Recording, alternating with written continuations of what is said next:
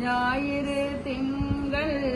செவ்வாய் புதன் வியாழன் வெள்ளி சனி பாம்பும் இரண்டும் உடனே ஆசரு நல்ல நல்ல அவை நல்ல நல்ல